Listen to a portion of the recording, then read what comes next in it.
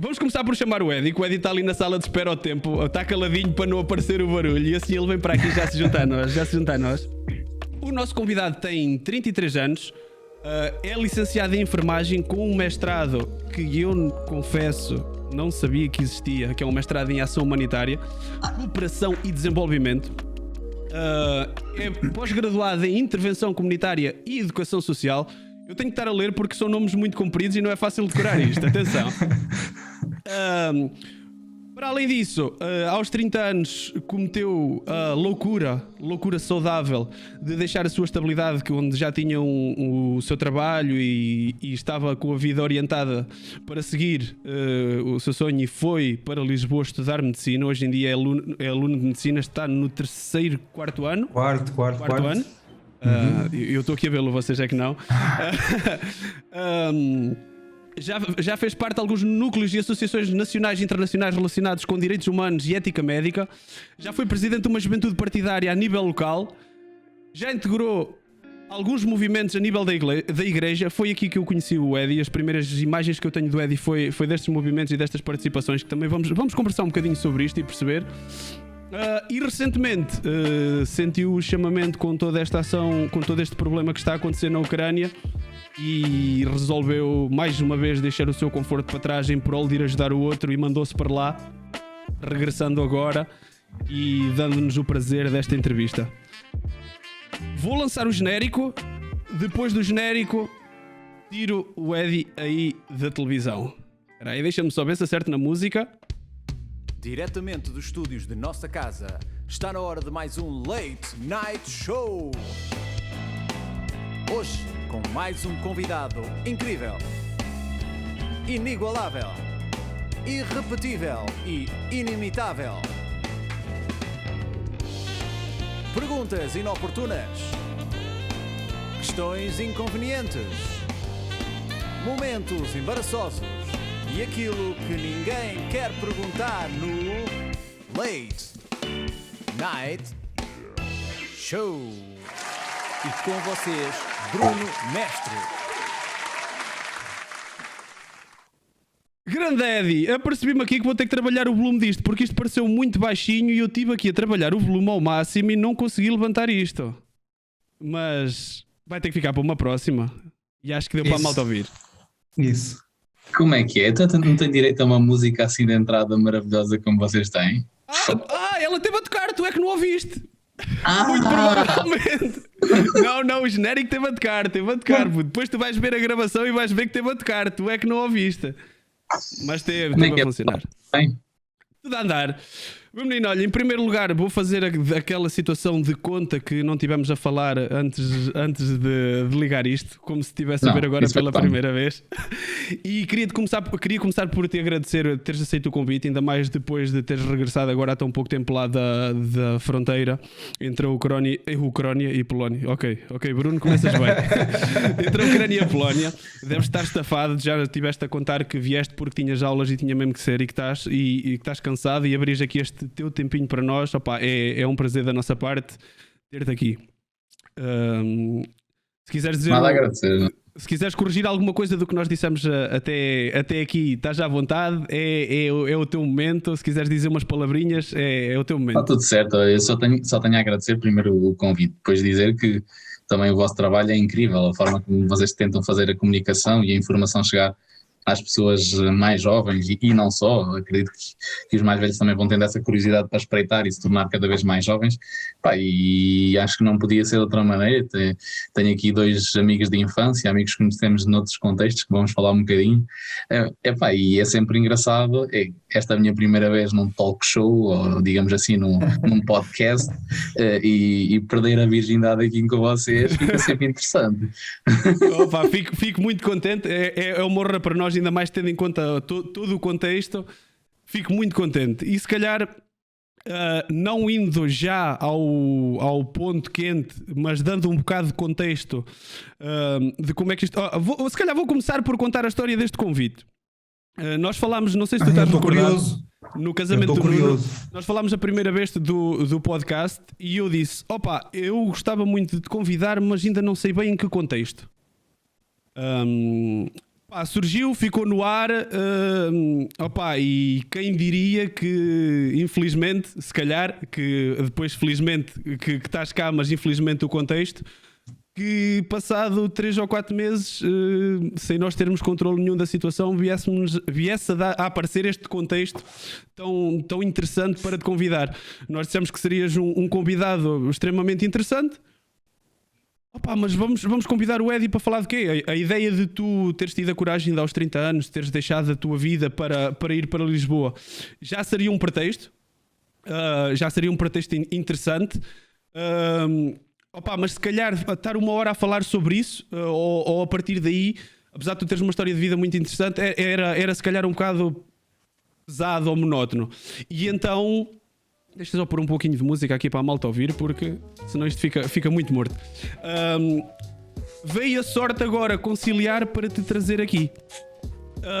E eu ia, fazendo a introdução que estava a fazer no início, começar por dizer que eu comecei, apesar de não ter contacto contigo e de não falar muito contigo, eu comecei por saber quem era o Eddie, ou ter noção de quem era o Eddie, ou de saber que o Eddie existia, relacionado a situações de grupo de jovens, atividades de jovens, às quais tu estavas ligado há uma data de anos.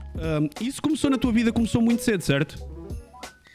Sim, eu entrei no grupo de jovens, provavelmente tinha 18 anos, antes de entrar na universidade, perto dos 18 anos. E lembro-me que na altura estávamos a comentar aqui em off, e acho que o Nuno partilha desta mesma opinião, porque somos frutos da mesma geração, e tu também, Bruno. Tivemos muita sorte nos grupos de aqui eu estou em Lisboa, mas estou a falar daqui como se estivéssemos aqui todos perto, aqui em Vagos, lá aí.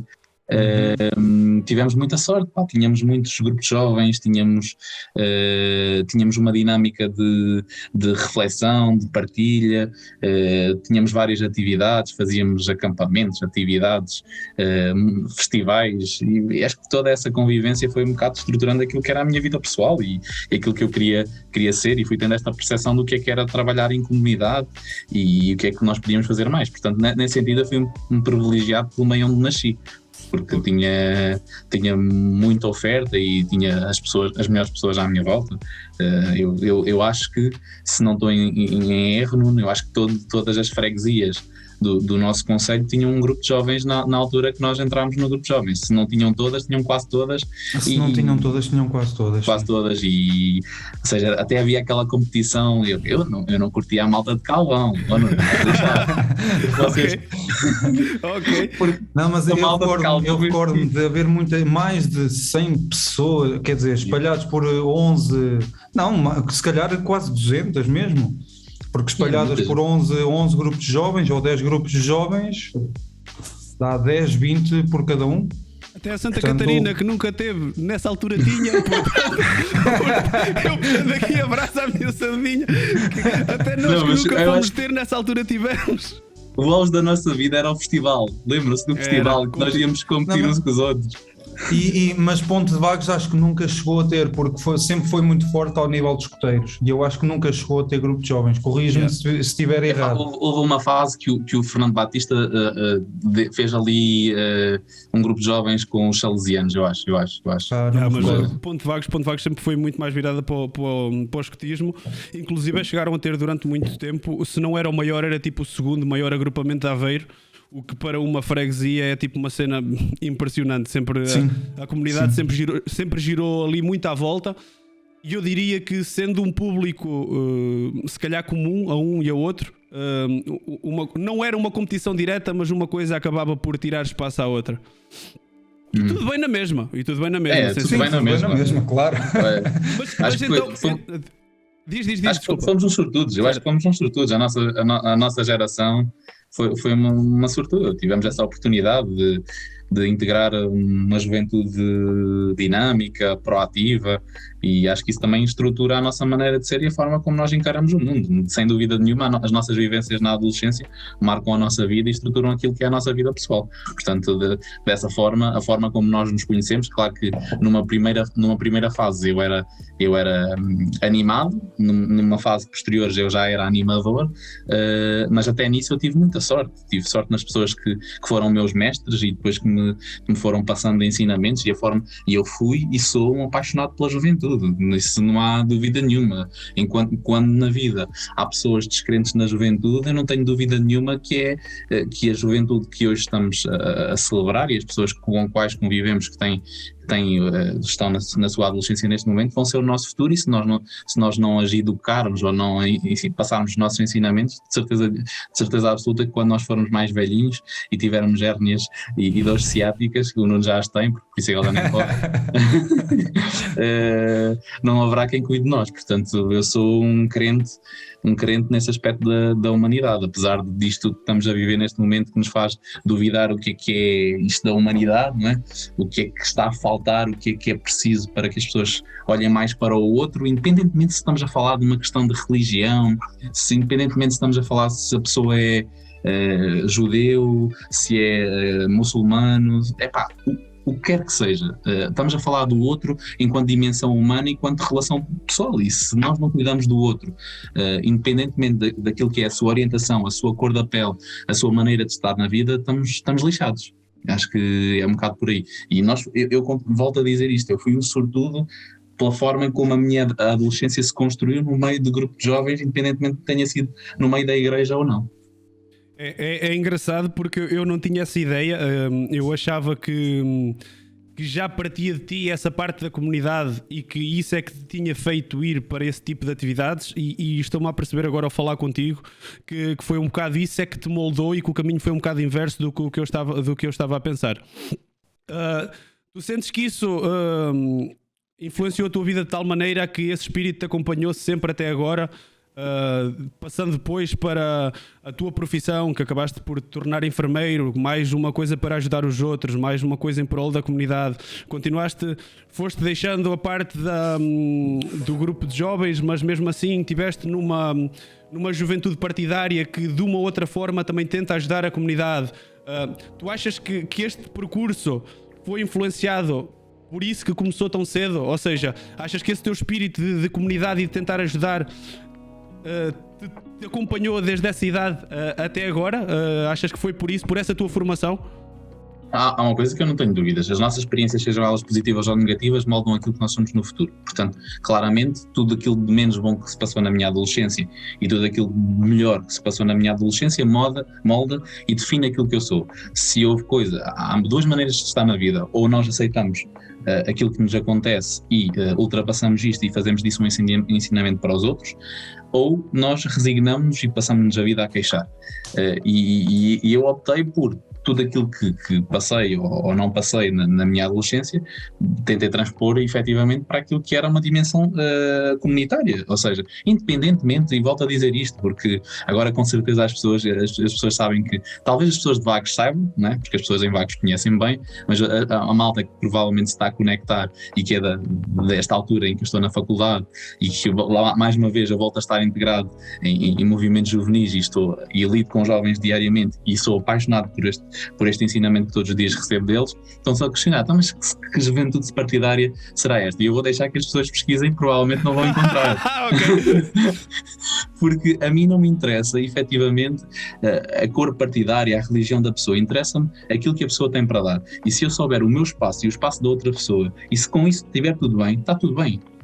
Não me interessa, isso não, para mim não define nada, não define a minha relação com uma pessoa. Eu lembro-me perfeitamente de quando nós chegamos ali na adolescência, havia muito aquela coisa houve ali uma altura em que o Porto competia muito com o Benfica e havia a malta ficava doente no fim do campeonato e era uma guerra e uma pessoa não podia ser amiga do gajo do Benfica, porque o gajo do Benfica depois...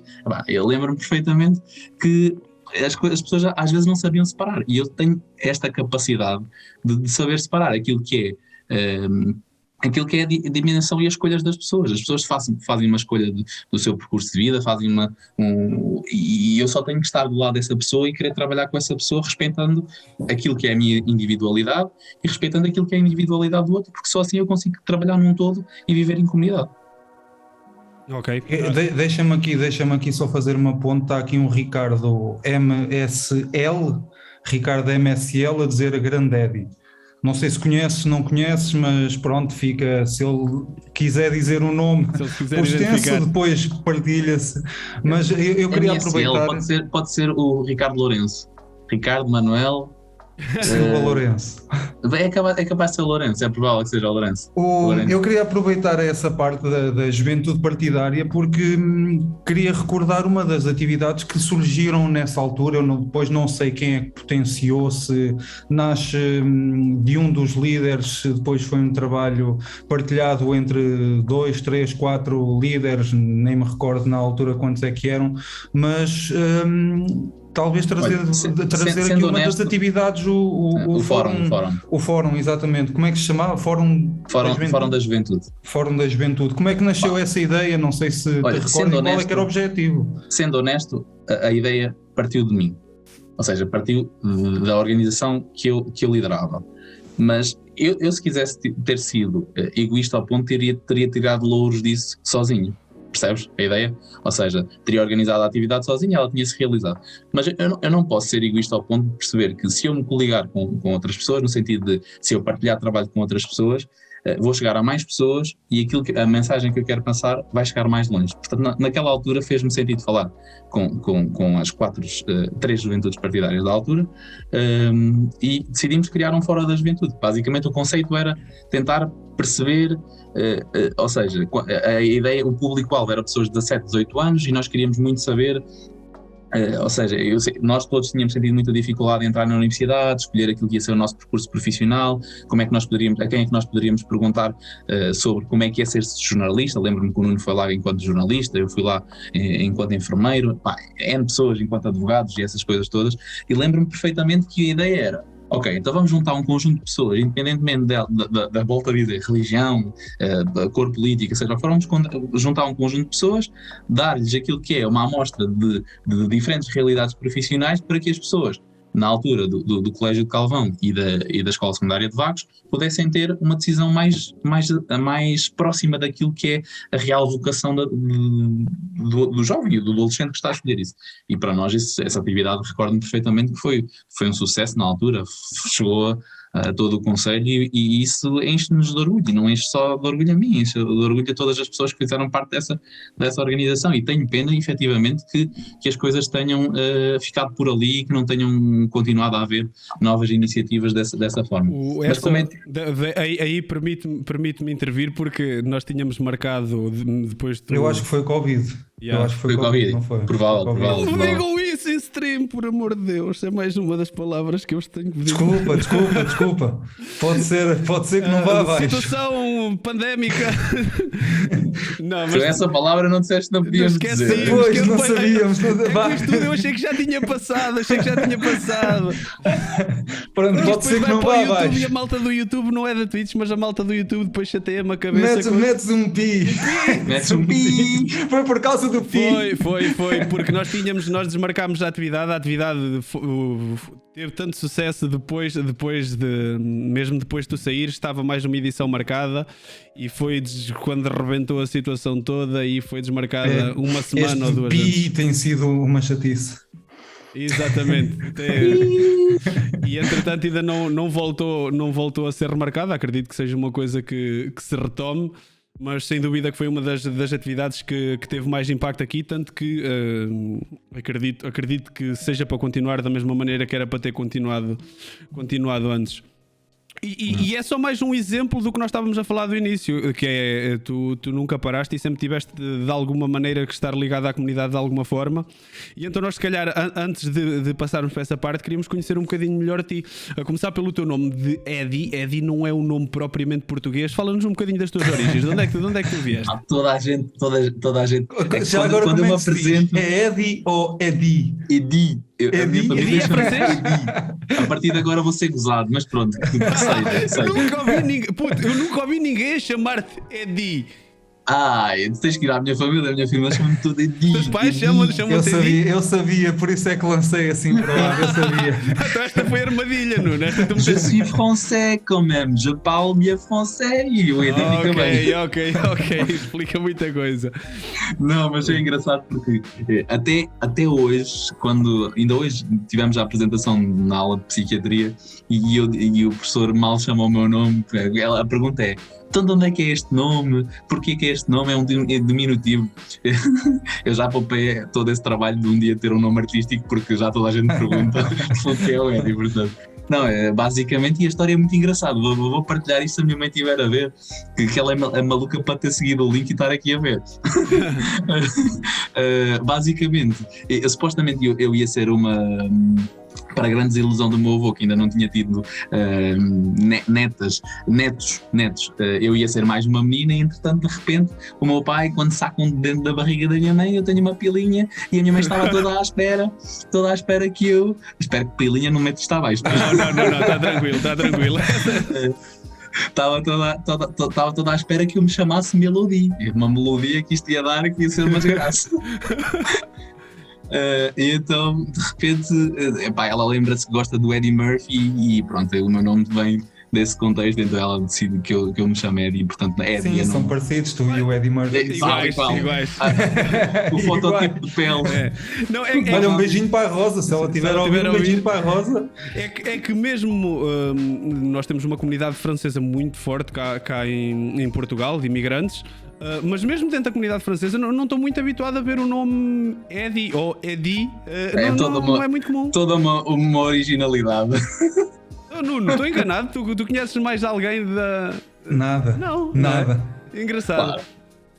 Claro. Tu começaste o teu percurso, tu estudaste em Vagos, certo? Estudei.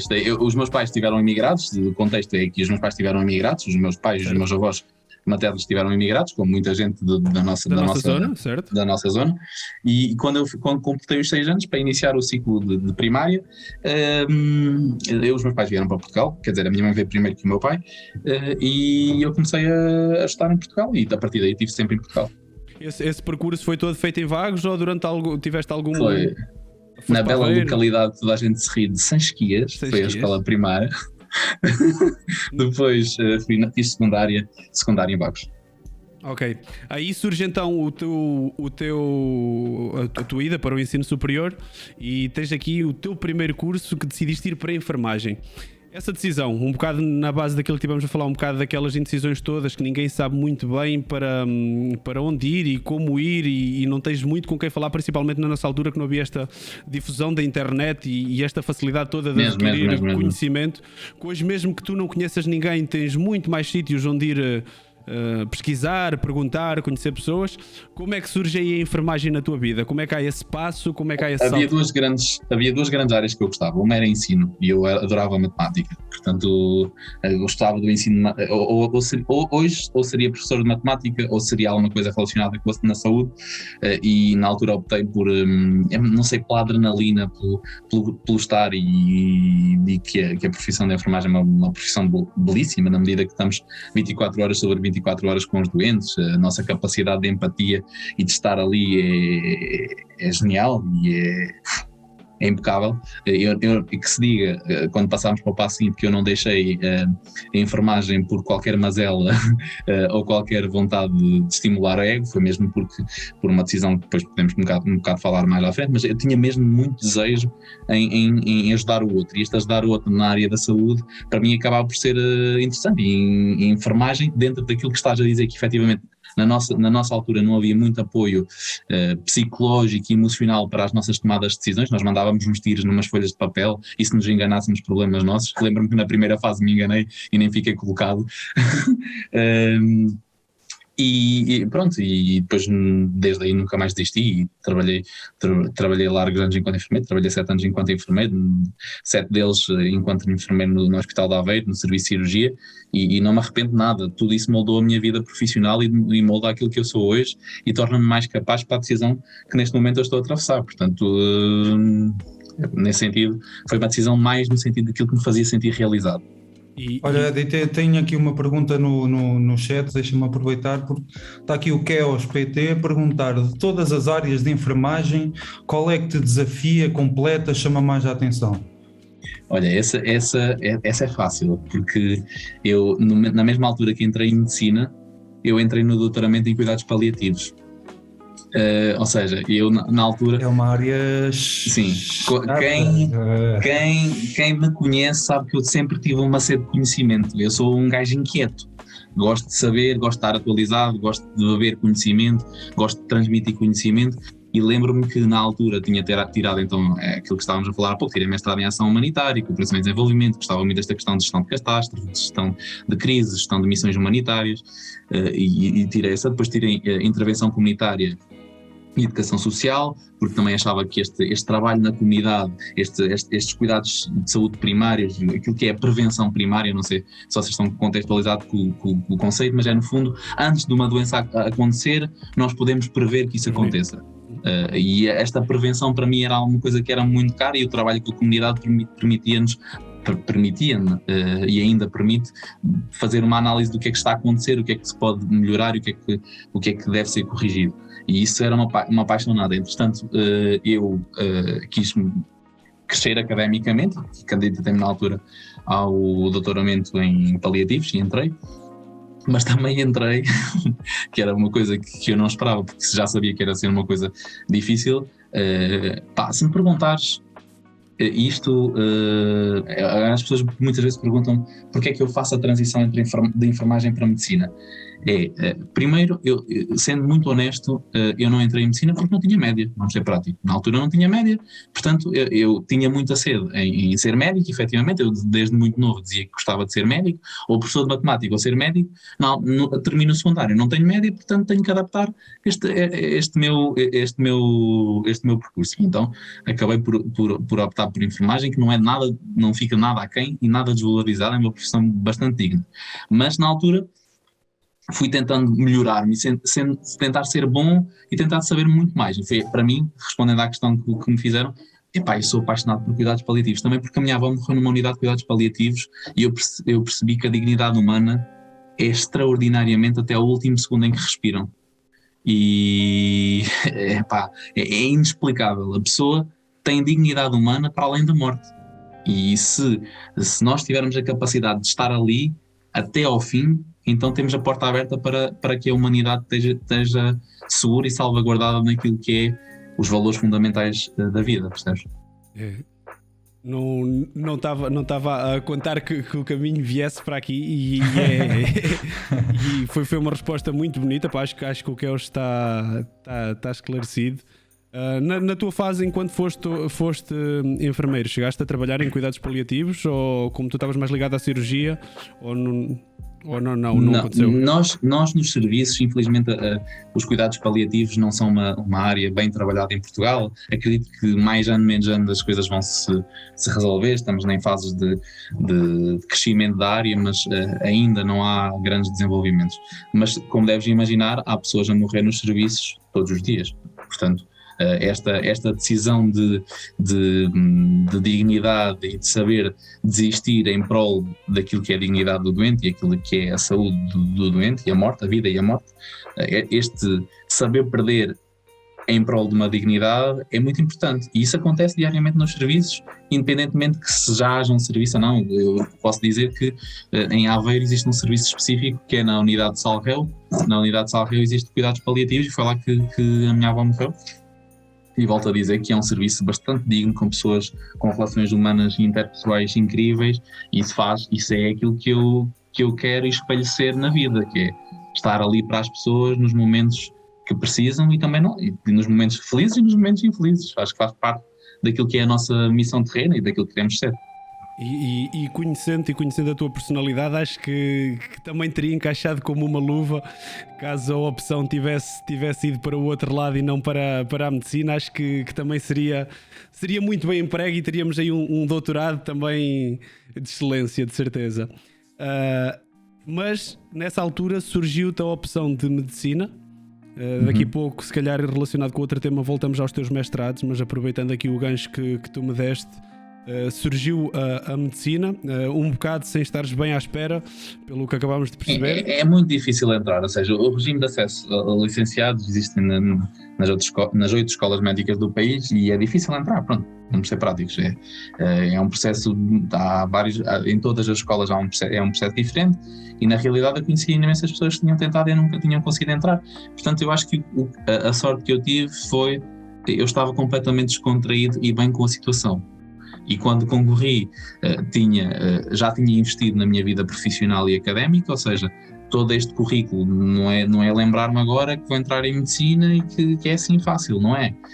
Nós temos de ter um percurso profissional que é avaliado, temos de ter um percurso pessoal que é avaliado, temos de ter um envolvimento na comunidade, em voluntariado, que também é avaliado, temos que ter notas, temos que ter todo este conjunto. Era uma coisa que eu, efetivamente, sendo muito honesto, eu não imaginava conseguir. E na altura que consegui, para mim, pensei, ok, eu acho que a tua introdução foi fantástica, que é, eu sou muito maluco, porque ninguém, no seu juízo perfeito, deixa uma vida com um salário minimamente jeitoso, porque eu trabalhava no público e no privado, com um carro, com uma casa, com conforto, vamos ao cinema, vamos jantar com amigos, não sei o quê, e eu larguei tudo. E com tempo também é preciso. Com tempo. É isso. Algum tempo, vá. E não foi uma decisão fácil. Lembro-me que na altura, apesar de ser um orgulho, esta entrada para muitas pessoas, as pessoas não medem aquilo que nós vamos perder. Eu nunca mais,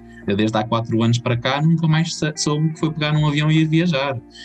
Desde há 4 anos para cá, eu não tenho um único dia de férias. Eu durante o ano letivo estou a estudar, e durante as minhas férias letivas eu estou a trabalhar. Portanto, é um sacrifício que as pessoas não conseguem se posicionar, mas que foi uma decisão minha.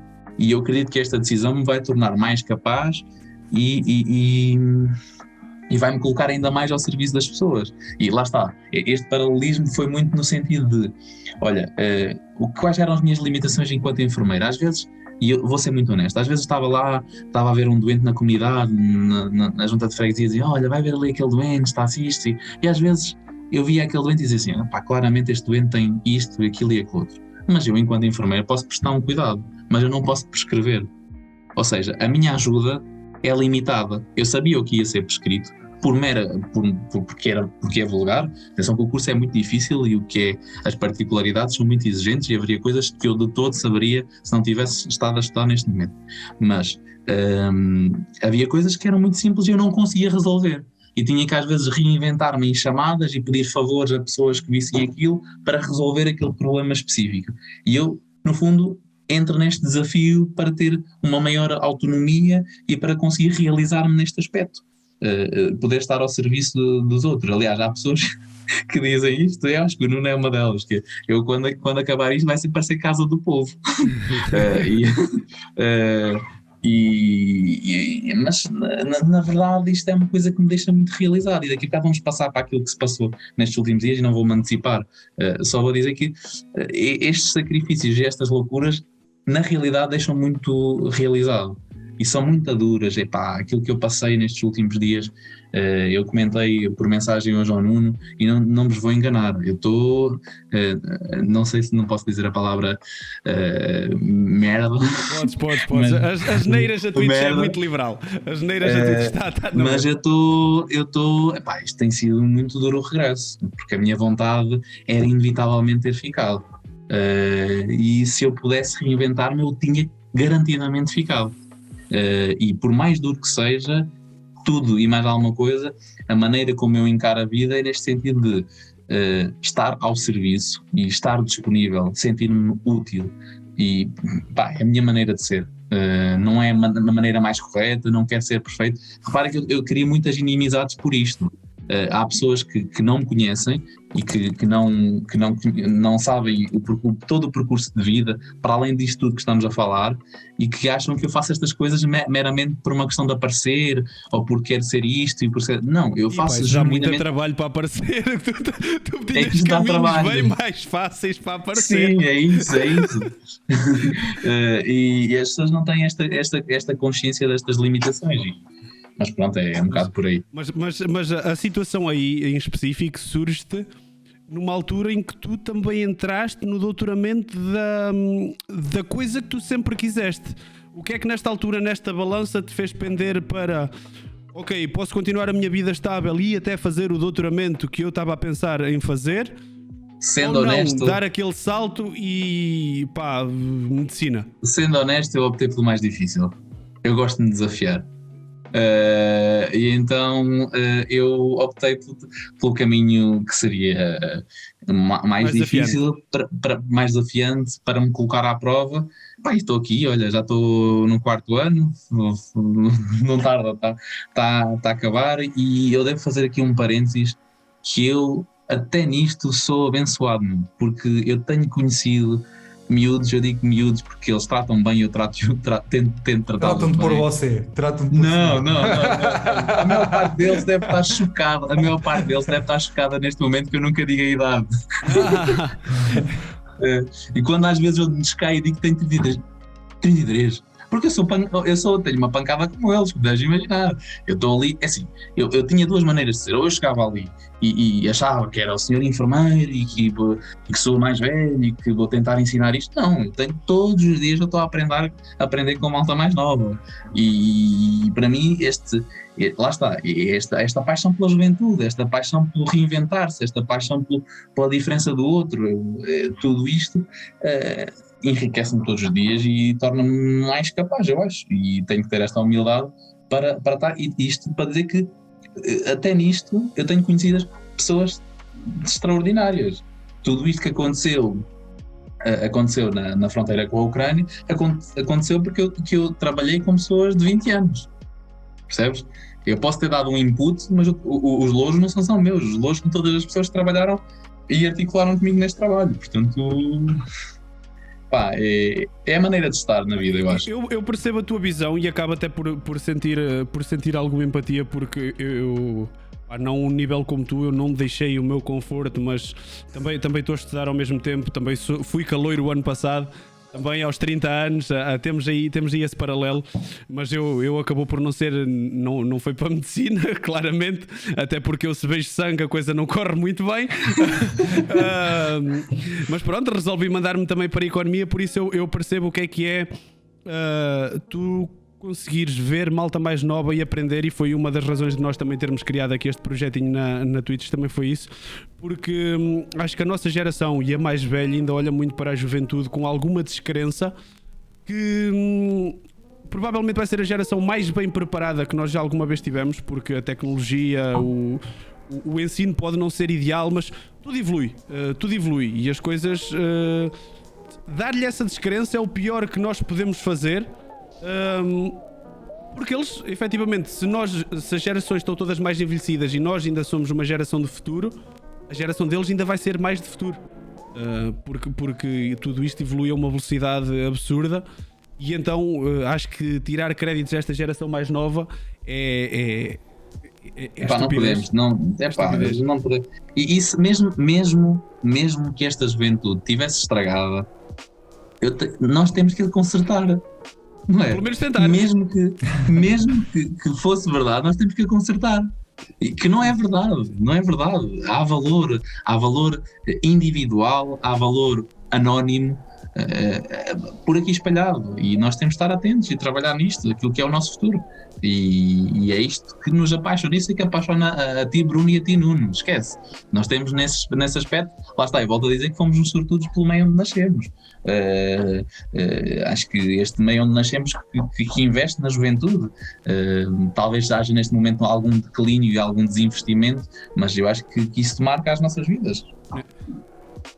Mas é aí que se calhar parte também um bocado da proatividade e a parte dos incentivos e da iniciativa individual, e acho que nisso nós estamos à vontade para falar, porque qualquer um de nós teve as suas iniciativas, teve o seu contributo, e queria começar, já que estás em medicina e estávamos a falar deste assunto, de perceber um bocadinho como é que têm sido estes 3, 4 anos para ti, desde que foste para aí. A tua vida mudou radicalmente, e faz-nos assim um resuminho muito breve. Já percebemos que o teu ano é dividido entre aulas, e quando não estás em aulas estás a trabalhar. Como é que foi essa mudança e como é que tem sido essa experiência?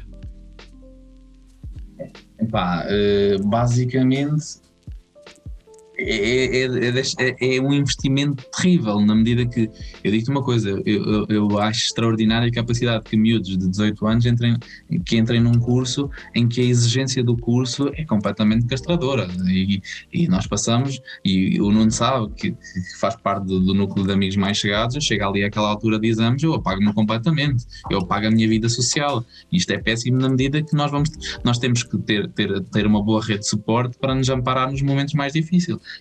O curso é difícil, ponto final.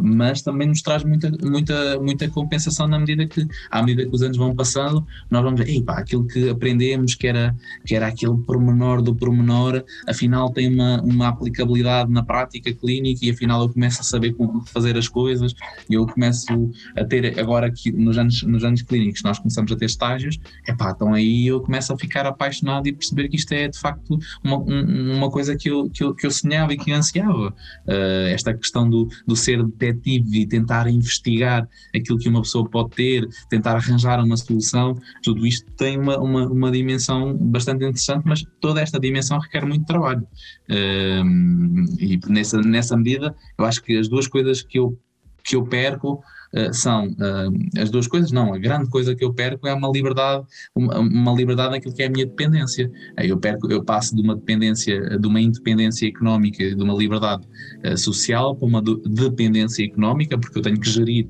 tudo aquilo que ganho para pagar uma renda em Lisboa que é caríssima, para pagar propinas, para pagar a segurança social, porque eu ainda tenho que pagar para trabalhar, eu não tenho desconto nenhum porque tenho mais de 30 anos, e as pessoas com mais de 30 anos não têm qualquer tipo de desconto no ensino superior, portanto tudo isto é uma gestão, e às vezes eu preferia ter só a cabeça no estudo, mas tenho que ter a cabeça naquilo que é o trabalho, naquilo que é a dependência, daquilo que é o poder continuar isto. Mas também posso dizer uma coisa, que é, se numa primeira fase eu tinha um bom pé de meia, agora também posso dizer que tenho uma boa família, porque se eu, ali nos meses entre março e junho, quando a corda aperta, eu tenho a felicidade e a facilidade de ter ali um pai e uma mãe que dizem assim, ok, então vamos lá. E não seria qualquer pai que teria a sustentar as loucuras de um filho aos 30 anos.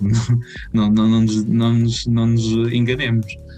Portanto, nesse sentido eu também tenho sorte. Posso ter tido muitos azares na vida, que os tive, mas eu usei-os para crescer. Agora, há coisas maravilhosas e oportunidades que são impagáveis. E ainda bem, ainda bem, porque achamos que vamos ganhar aí um bom médico. Eu tenho muito respeito pela comunidade médica.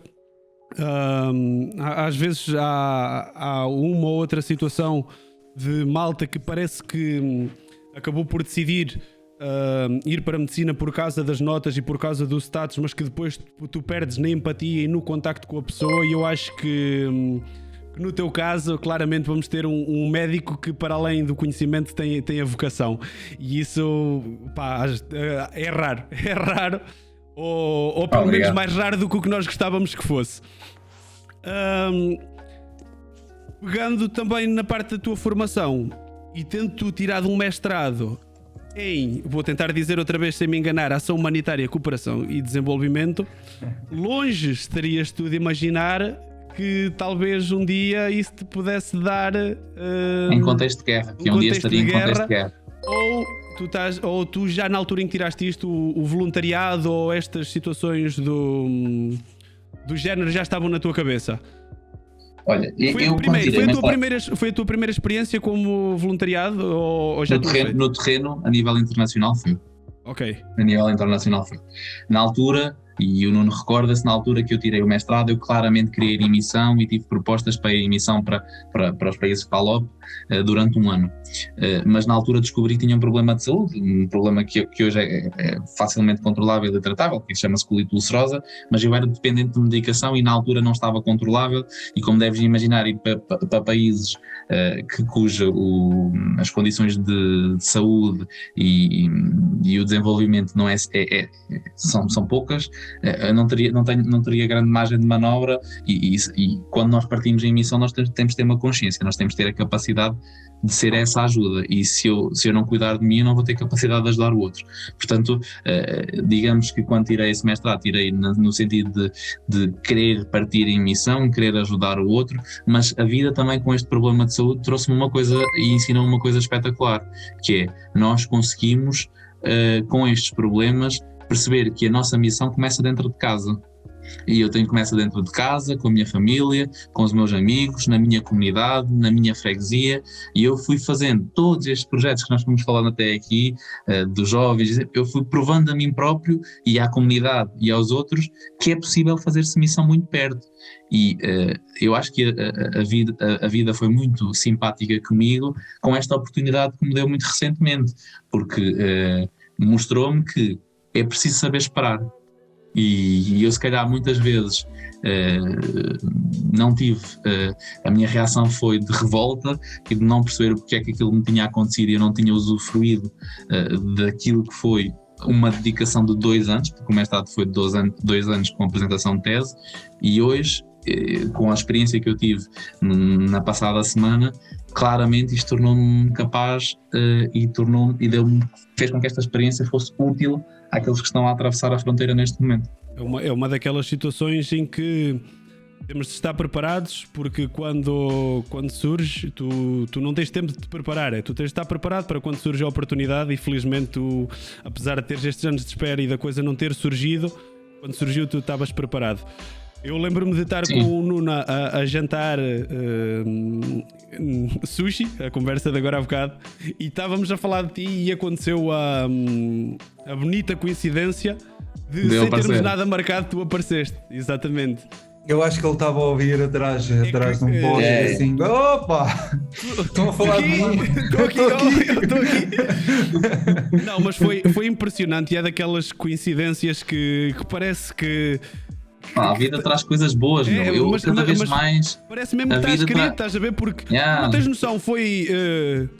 Nuno, corrijo-me, 5 minutos depois de nós estarmos a falar, opa, o Eddie. Man, e tu entraste pela porta, foi assim uma cena absurda. E nós até te dissemos, nós estávamos a falar de ti, como é que tu apareces aqui? Nuno, já tinha começado a guerra nessa altura? Já tinha instalado exatamente há 2, 3 dias, mas eu acho que nós ainda não sabíamos que tu ias.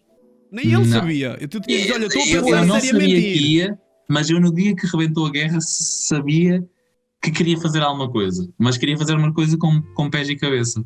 E não me perguntes como, e volto a dizer isto, a vida colocou-me as oportunidades todas na frente, as pessoas certas a trabalhar, a oportunidade certa. E tudo aconteceu e fluiu com a maior naturalidade. Agora, é duro. É muito duro. Se calhar começamos aí por falar dessa experiência. Quando nós te encontramos, se bem me lembro, tudo culminou, ou tudo começou assim mais a sério numa quarta-feira, e o nosso jantar foi no sábado. E quando te encontramos, tu estavas a dizer, opá, estou a pensar em fazer alguma coisa, não sei o quê. Como é que se estruturou aí tudo? Conta-nos essa situação, desde o estou a pensar fazer alguma coisa até ok, vou, e teres tudo preparado para ir. O que é que te aconteceu então, aí nesses dias? A coincidência das coincidências é que eu faço parte de um projeto chamado Feira Solidária na faculdade. E esse projeto todos os anos se dedica a causas humanitárias. Eu fui convidado a ser coordenador geral, juntamente com a Maria e com uma equipa de mais 6 pessoas. E começámos a trabalhar e decidimos que este ano íamos apoiar a Entre Mundos, que a Entre Mundos é uma associação que trabalha de alguns anos para cá ao acolhimento de refugiados, e tem uma particularidade que nos apaixonou, é que para além de os acolher, insere-os na sociedade, dando-lhes casa e trabalho. E para nós fazia todo o sentido. Eles tinham acabado de receber há muito pouco tempo uma família de Cabul, e nós pensámos, tem que ser, vamos falar com Entre Mundos, vamos falar com a Dulcínia, vamos tentar conhecer o projeto deles e vamos associar deles, vamos angariar fundos para poder ajudar. E nisto rebenta a guerra. E quando rebenta a guerra, como devem imaginar, as instituições que trabalham com refugiados vêm-se a braços de resolver este problema humanitário. Então surge esta oportunidade de, como é que vamos ajudar? E surge a primeira ideia não era ir para o terreno, a primeira ideia era angariar material para levar para levar para outro terreno. Ok. E quando nós começámos a perceber, então, mas vamos angariar o quê? Comida, roupa, e que nós começámos a fazer os primeiros contactos no terreno, percebemos que aquilo que fazia falta era material médico.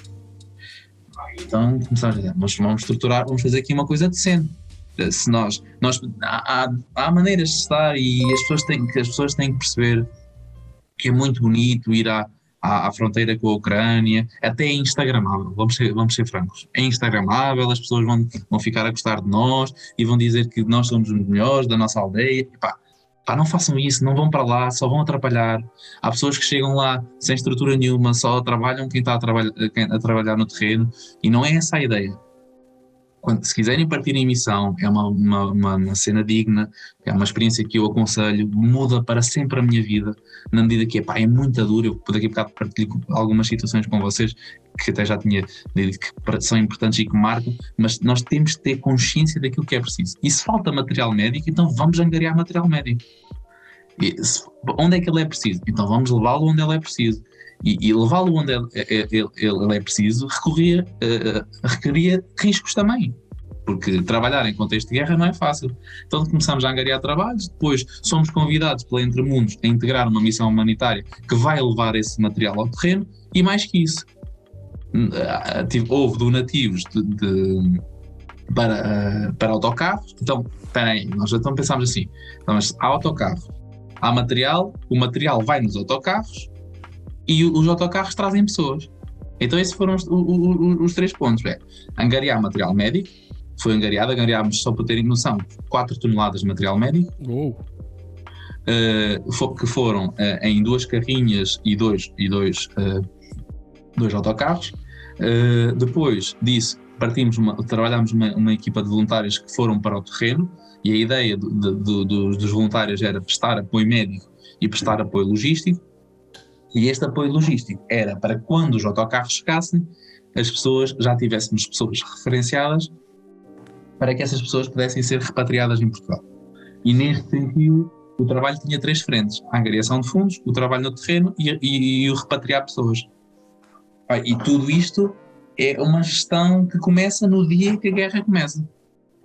E há esta inquietude, esta vontade de fazer mais, mas tudo tem que ser estruturado ao milímetro. E extremamente rápido, o que normalmente dificulta mais as coisas. Muito rápido. Apesar de já se ter a ideia de que estava ali qualquer coisa que podia acontecer, vamos ser honestos que até à última toda a gente tinha um bocado a esperança de que não acontecesse. Então sim, quando vimos aquilo a acontecer, toda essa organização e tudo isto que tu estás a falar... Nós fomos com o plano A, com o plano B, com o plano C. Chegámos lá e tivemos que fazer um plano D. Pois repara, é isso. Porque uma coisa é o que nós ouvimos nos relatos, outra coisa é aquilo que acontece no terreno. Okay. Imagina, só para teres noção, até levávamos uma equipa preparada para prestar cuidados de saúde. Chegamos lá, estão os médicos do mundo, nós somos uns meninos ao pé dos médicos do mundo. Portanto, aquilo que eu fiz de cuidados de saúde foi 10% do resto. Eu descarreguei caminhões de material, eu servi sopa, eu dei chá, eu dei mantas, eu recebi crianças no colo, eu fiz tudo e mais alguma coisa. E esta humildade de chegar lá e reinventar o nosso plano, isso é que é ser-se humanitário. Ou seja, o que é estar ao serviço é adaptar aquilo que é o nosso trabalho às necessidades do terreno. E aquilo que se passa lá, eu digo-vos uma coisa, eu lembro-me perfeitamente, eu digo isto a rir, mas isto é assustador. Nós fomos pelo caminho todo a fazer team building, a tentar preparar a equipa para aquilo que íamos ver. Eu lembro-me perfeitamente quando chegámos ao centro de refugiados no Tesco, que é em Przemyśl, não se diz Przemyśl, mas vou-vos manter na ignorância porque aquilo é muito difícil de se filtrar em polaco.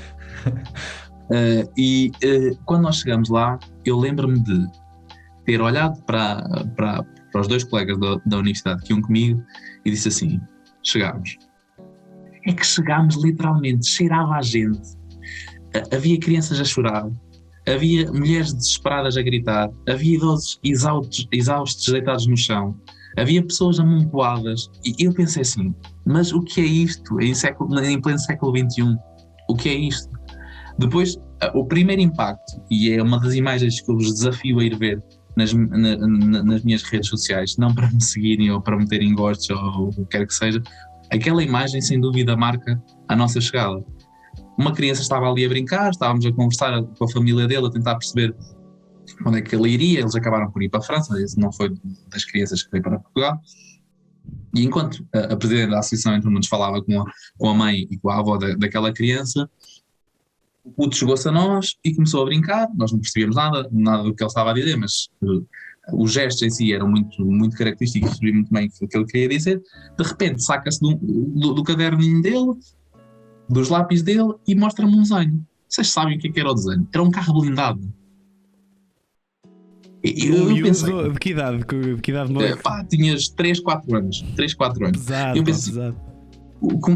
o que é que aquela criança, como é que aquela criança fica marcada?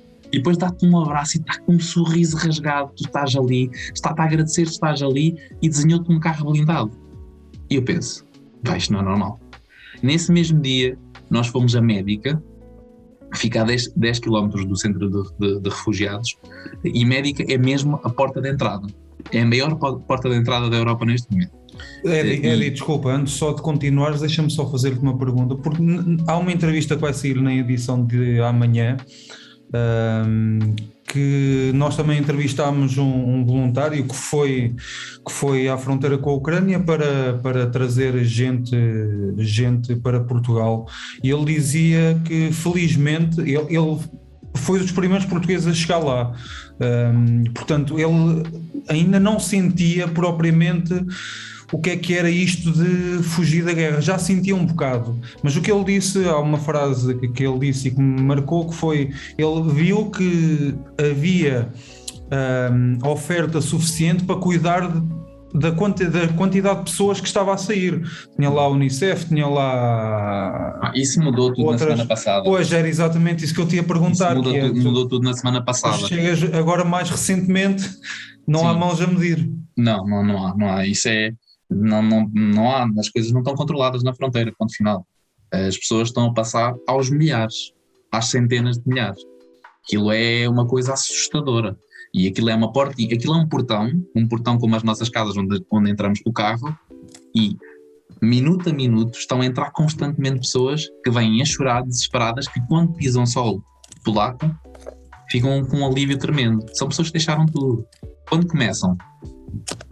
Quando os ataques começam a ser mais a oeste, ou seja, mais na zona, muito mais perto de Lviv, aquela zona que fica a 40 km de Lviv começa a ser uma fuga louca.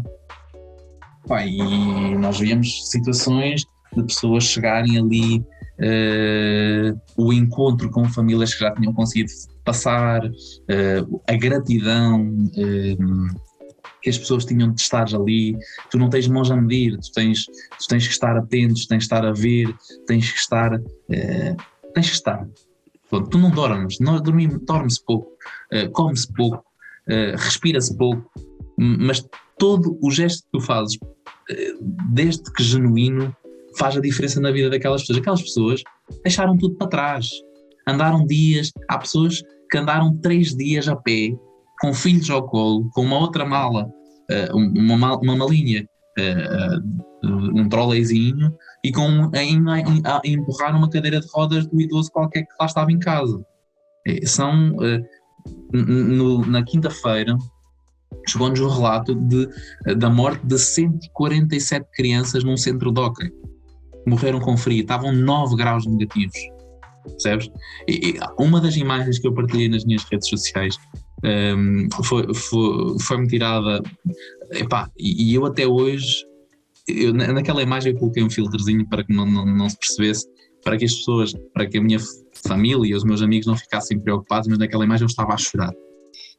E estava a chorar porque simplesmente a forma como te entregam uma criança na mão para a tua calares a dor da mãe, calares a dor do filho, e gerir aquela situação enquanto eles tentam reinventar para saber para onde é que a vida deles vai seguir.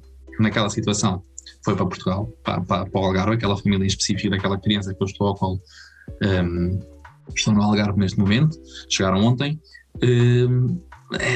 Toda aquele gesto é pesado. Tu dás por ti a pensar, mas Mas quem sou eu para queixar-me das minhas sapatilhas?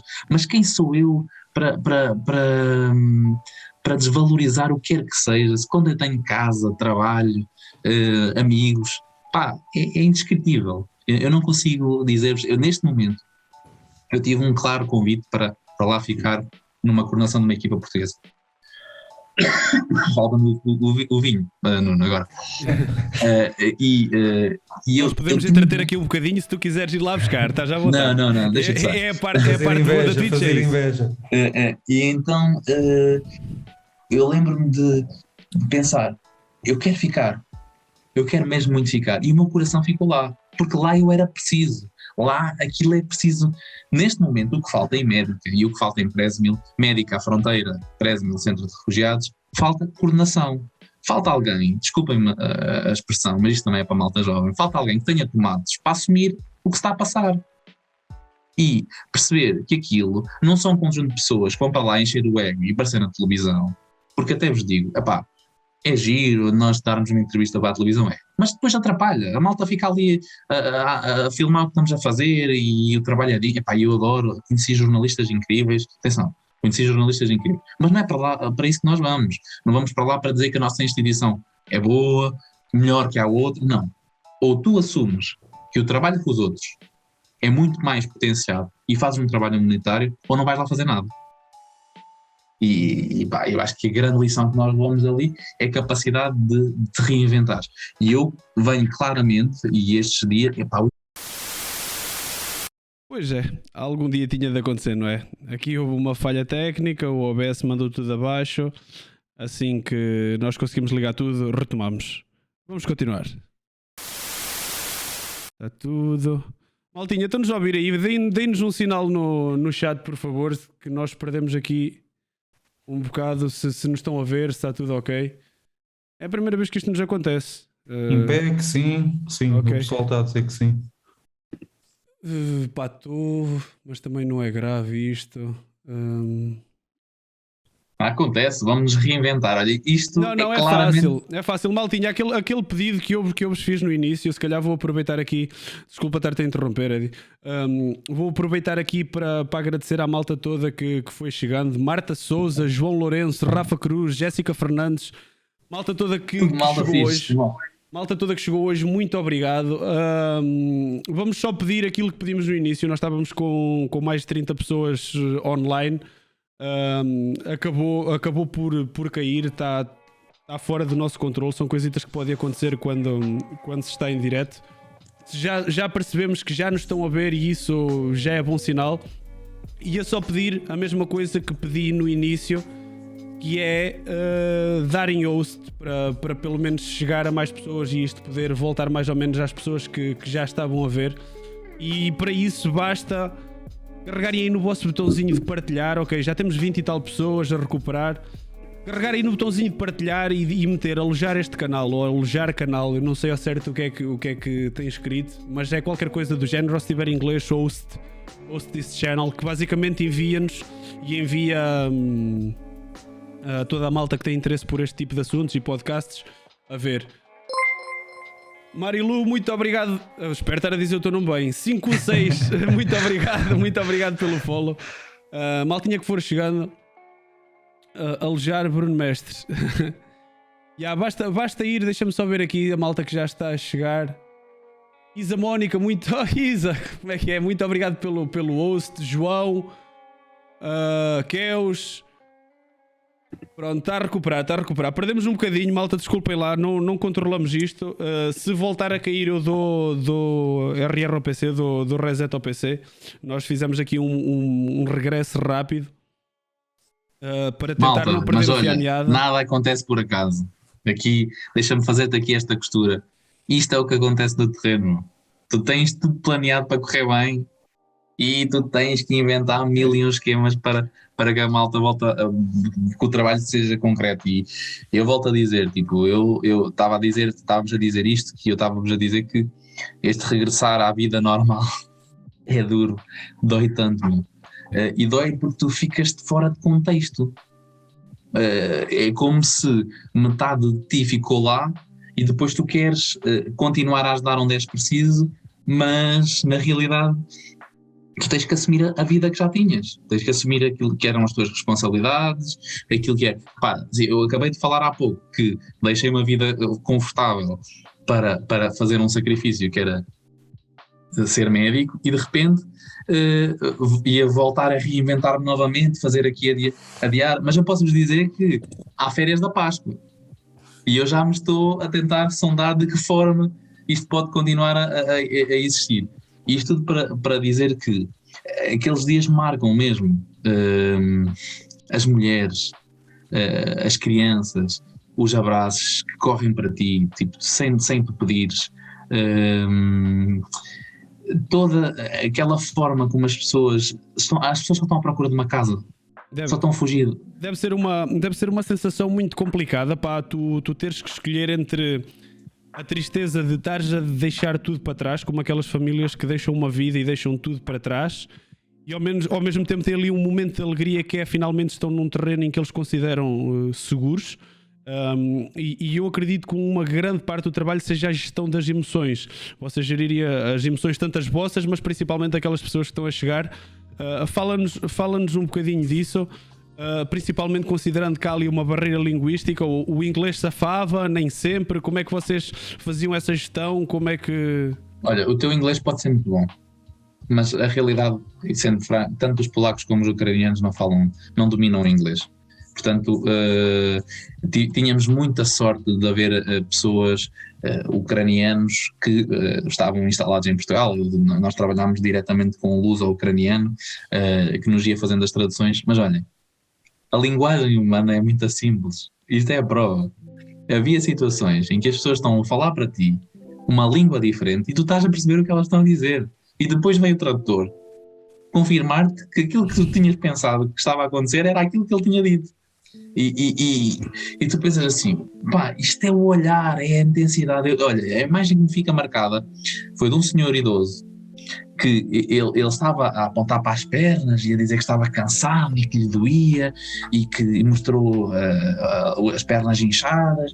Ele estava a explicar claramente que tinha andado vários dias para chegar ali, que tinha deixado uma vida confortável, começou a chorar, começou-me a abraçar. E eu perguntei ao Nazar, que era o médico que estava connosco, e perguntei-lhe assim, ele disse isto e aquilo, e o Nazar disse. Foi simples, é simples. A forma como a pessoa se está ali a entregar e depois só tens que tentar estar ao serviço. E volto a dizer, eu fui com uma perspectiva muito ligada à parte médica, fila quando foi preciso, mas eu também descarreguei caminhões. Eu fiz com que o material, que ainda não falámos disto, o material, as 4 toneladas de material que nós angariámos saíram todas para Lviv. Para onde ele era preciso, para zonas que começam a ser bombardeadas. Tivemos malta da equipa, eu não entrei por compromisso que tinha com a faculdade e com a instituição que representava, não entrei em solo ucraniano, pisei-o simbolicamente no portão, mas isto não vale nada. Mas houve malta da equipa que foi a Lviv e nós tivemos a certeza que o material foi entregue onde ele era preciso. E toda esta realidade, este estar atento e todo este trabalhar o terreno, perceber o que é que se está a passar, é muito importante e não desvalorizem nada depois de tudo o que se passa e as emoções que tu vais ultrapassar. Ninguém te prepara para estes pormenores, ninguém te prepara para receberes uma criança ao colo e saberes que aquela criança é órfã, ninguém te prepara para a morte, ninguém te prepara para os barulhos, que volta e meia havia corrupias de militares, havia uma sirene ou outra da polícia. Eu recordo-me que a Joana, se nos estiver a ouvir, a voluntária que foi comigo da faculdade, dela estar a falar com um militar e o militar lhe ter dito: a bomba caiu ali a 40 km, porque a margem de erro dos mísseis programados é de 50 km, portanto ela pode muito bem cair aqui. E tu tens que seguir. E tens que fazer o que foste ali fazer. E se tu fores pensar que a bomba pode cair ali, depois tu ficas de pés e mãos atadas e não fazes nada. É uma pergunta se calhar, não diria fútil, mas é uma pergunta se calhar um bocado irrelevante nesta altura, mas eu tenho a curiosidade de saber, tendo tu um mestrado em ação humanitária, acredito que nada te prepara para uma situação dessas como tu foste viver, ou achas que deu para... Houve alguma coisa que tu preparaste para agora no terreno? Olha, que sentiste que foste melhor preparado por causa dessa tua formação, ou é todo um choque e toda uma situação que é toda uma nova aprendizagem no terreno? É uma aprendizagem no terreno, ponto.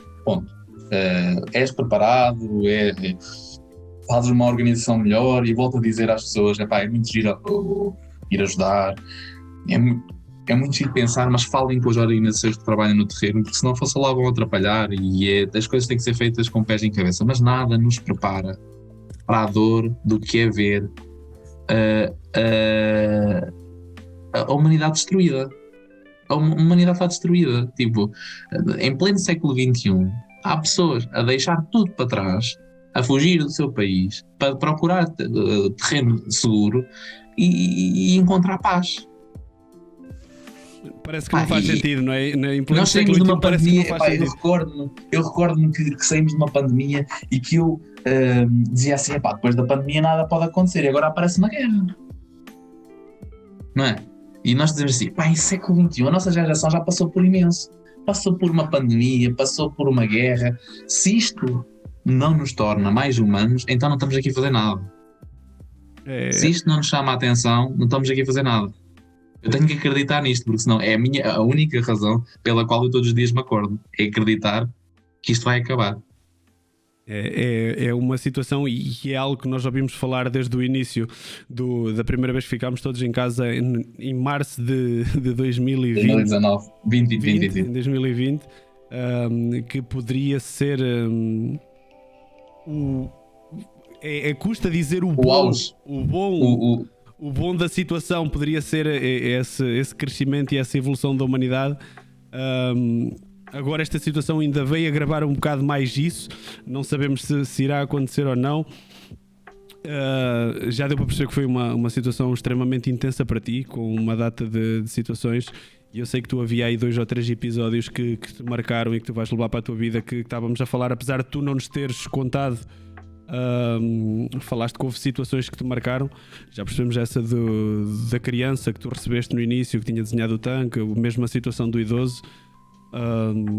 Que situações é que tu trazes de lá que tu achas que te vão acompanhar e que te marcaram? Olha, uma que eu partilhei com o Nuno, o Nuno foi, deixa-me agradecer ao Nuno, porque eu não sou nada destas mariquices, mas e o Nuno está muito calado.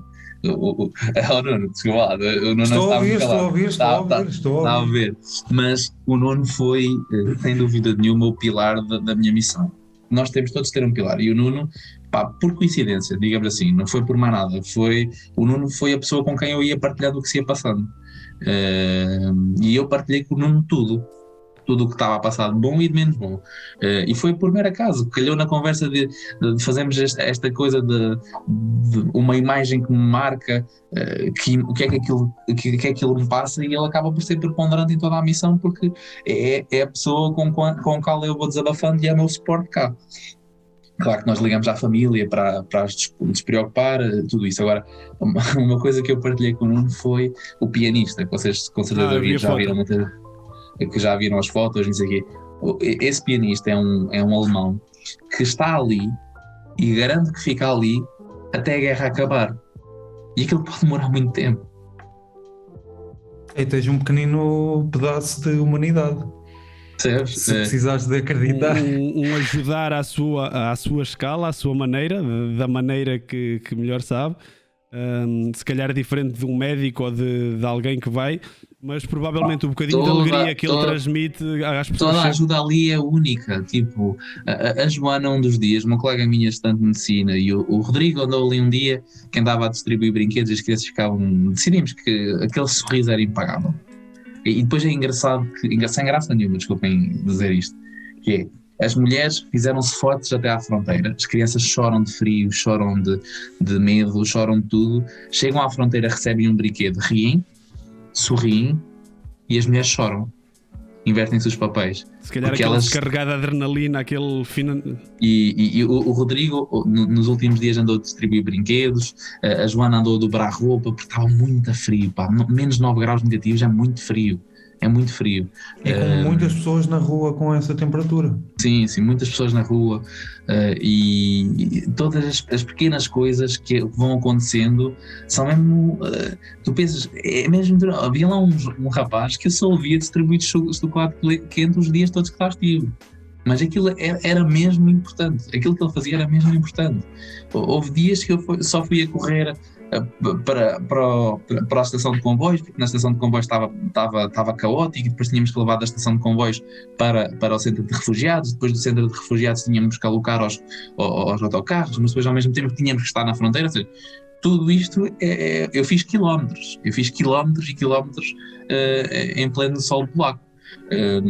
E toda esta gestão e esta adaptação requer muita humildade e requer preparação e perceberes o que é que vais fazer, e tudo aquilo que vais fazer tem que ser bem estruturado, porque se não for bem estruturado não vais lá fazer nada, vais a trabalhar. Uma coisa, Ed, então, já agora estão aqui o Rafa Cruz a dizer que os resistentes estão contigo. Não sei quem é, mas fica passada a mensagem. Olha, é a malta dos grupos de jovens que começámos a falar disto no início. Ok. Mas também te queria perguntar, por acaso houve uma fotografia, eu não sei se tu a meteste cá fora, eu por acaso não cheguei a pô-la nas redes sociais do Ponto, mas uma fotografia de uma fogueira à noite que eu até te perguntei se eram os restantes voluntários que lá estavam, e também gostava que fosse uma parte que tu abordasses, que é: tu conheceste voluntários de todos os países. Conheci pessoas maravilhosas. Esquece. As pessoas que estão ali estão mesmo de coração, emprega a realidade. É brasileiros, é dinamarqueses, é americanos, é tudo, todas as nacionalidades. Nós por acaso naquela semana, e por trabalho, nós fomos, só para vocês terem consciência, uma das coisas que se falou na comunicação social, e foi a razão pela qual naquele dia aparecemos tantas vezes na comunicação social, é que nós fomos a primeira tenda portuguesa, não, para além de sermos a primeira tenda portuguesa, fomos a primeira tenda credenciada no local.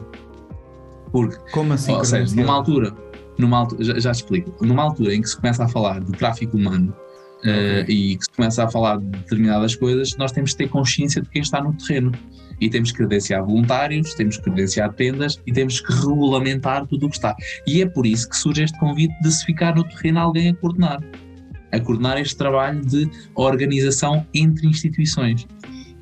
E numa altura em que surgem todas essas coisas, nós fomos a primeira tenda a ser credenciada na Europa. Trazíamos papelada, trazíamos organização, sabíamos o que queríamos fazer, sabíamos o que é que estávamos disponíveis para fazer, sabíamos os recursos que tínhamos, e mesmo assim tínhamos que nos reinventar sempre.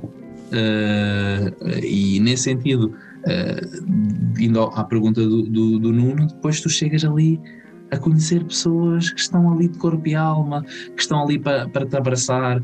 Tu já fazes uma leitura de que aquela pessoa está emocionada, vais lá dar-lhe um abraço, dás-lhe só um fixe e dizes está tudo bem, e estamos ali para o mesmo. Estamos ali literalmente na guerra, não é? Estamos a tentar ser suporte dos outros para ser um suporte efetivo para aquelas pessoas que passam aquela fronteira, e é um bocado por aí. E sim, as fogueiras que nós fazíamos, e das imagens que eu mandei ao Nuno, imaginares que estão menos 9 graus negativos, eu tinha dores nos pés. Eu nunca me aconteceu. Sabem o que é caminhar e tu não tens percepção de onde é que estás do que é que estás a pisar? Meu, doía mesmo. É que era uma dor. Eu tinha 2 pares de meias e doía. Então tu ias para o pé das fogueiras, ias para o pé de aquecedores, tentar aquecer para continuares a conseguir que a tua ajuda fosse efetiva e que fosse útil. Mas todo este sacrifício, eu acredito que foi em prol de uma causa maior. Diz-me uma coisa. Diz. Quantas horas é que passaste lá? Quantos dias? Passámos lá 6 dias. 6? Quantas horas é que tu dormiste nesses dias? Nesses 6 dias? Muito pouco. Dorme-se pouco. 3, 4 horas por noite. Na última noite não dormimos nada.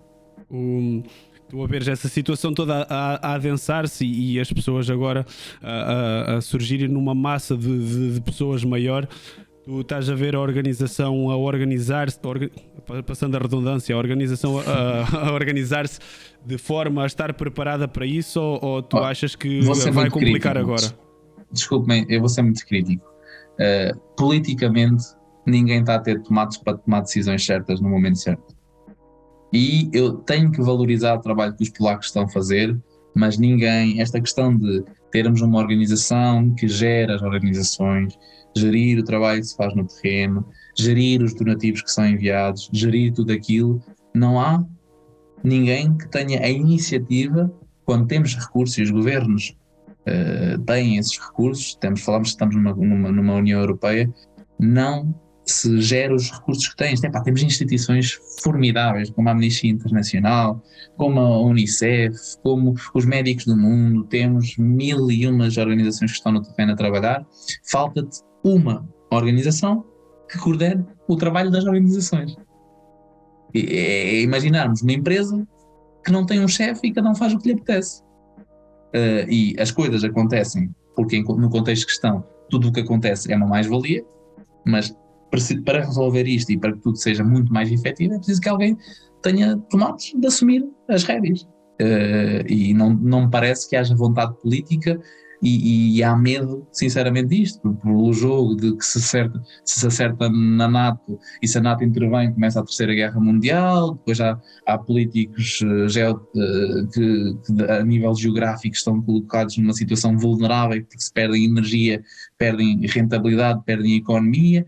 Tudo isto é um jogo de interesses. E os políticos vêm aqui manifestar-se, desculpem lá vêm-se manifestar e vão lá ver o terreno, mas na realidade não tomam uma decisão. Eu compreendo que é um risco muito grande e que corremos o risco de daqui a um par de dias estarmos a falar que estamos na Terceira Guerra Mundial.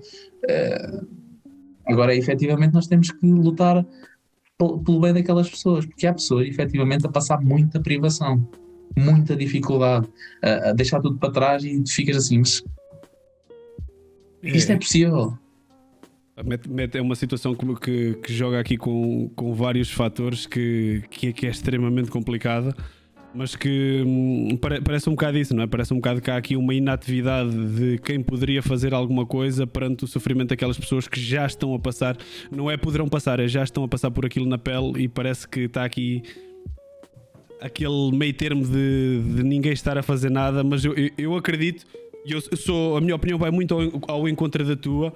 Opa, mas também me parece que eu às vezes sinto-me um bocado, não queria dizer, mas sinto-me um bocado burro de achar que isto envolve tanta coisa que posso ser eu que não estou a ver a real dimensão do problema, porque eu acredito que se alguma coisa pudesse ser feita, era quase criminoso nesta altura não se estar a fazer. Mas custa muito ver isso, e tu que estiveste lá, acredito que te custa a ti muito mais ainda, porque tiveste um banho de realidade. Bruno, mas há uma coisa que me preocupa ainda mais, é que daqui a uns 15 dias estamos à espera, agora estamos a reportar a bomba aqui, a ver se chega a Kiev, a ver se chega a Lviv, mas daqui a uns 15 dias a comunicação social começa a perder o interesse nisto. E, infelizmente, quando a comunicação social deixa de reportar estas coisas, as pessoas deixam de ver. Começa a ficar tudo mais esquecido, não é? De olhos que não veem, coração que não sente.